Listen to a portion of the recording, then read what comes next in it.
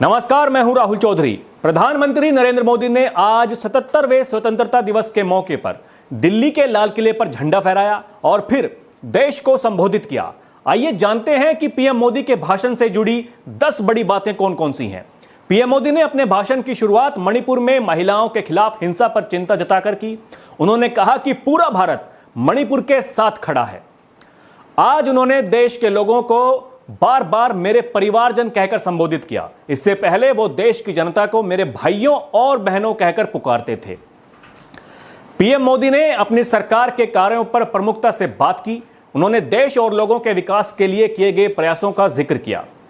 इसके बाद पीएम मोदी ने कहा कि डेमोग्राफी, डेमोक्रेसी और डाइवर्सिटी से मिलकर देश के सपनों को साकार करने की क्षमता सबको रखनी चाहिए।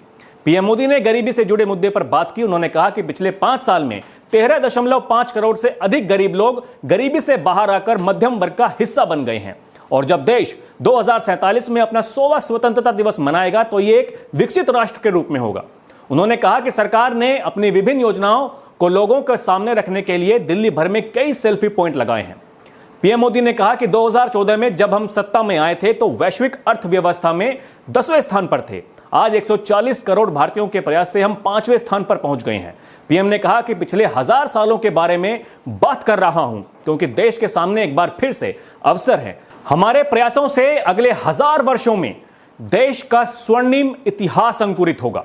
पीएम नरेंद्र मोदी ने कहा कि वाइब्रेंट बॉर्डर गांवों को देश का आखिरी गांव पहले कहा जाता था। हमने उस मानसिकता को बदल दिया। आज वो आखिरी गांव नहीं बल्कि पहला गांव है। सीमावर्ती गांवों के 600 प्रधान आज इस कार्यक्रम का हिस्सा बनने के लिए लाल किले पर आए हुए हैं। पीएम मोदी ने कहा कि भारत के संविधान द्वारा दिए गए समानता के अधिकार के तहत प्रत्येक भारतीय एक समान नागरिक है। सबको समान अधिकार प्राप्त है।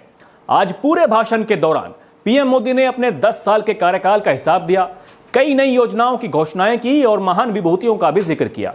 उन्होंने परिवारवाद और भ्रष्टाचार पर जमकर वार किया।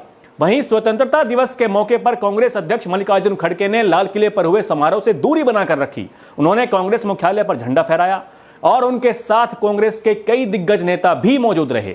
खड़गे ने कहा कि देश के विकास में पूर्व पीएम जवाहरलाल नेहरू के योगदान को भुलाया नहीं जा सकता। उन्होंने कहा कि वर्तमान सरकार विपक्ष की आवाज को दबाने की कोशिश कर रही है।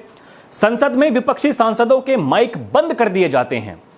वहीं खड़गे के लाल किले पर हुए समारोह में नहीं पहुंचने को लेकर भी सियासी चर्चाओं का दौर शुरू हो गया है। कोई कह रहा है कि पीएम मोदी का ये लाल किले पर आखिरी भाषण है, दोबारा जनता उनको ये मौका नहीं देगी।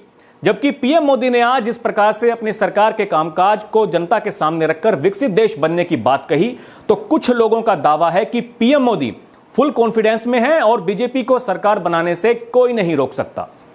अब जनता को क्या पसंद है और आगामी 2024 के लोकसभा चुनावों में क्या होगा, ये तो आने वाला समय ही बताएगा। नमस्कार।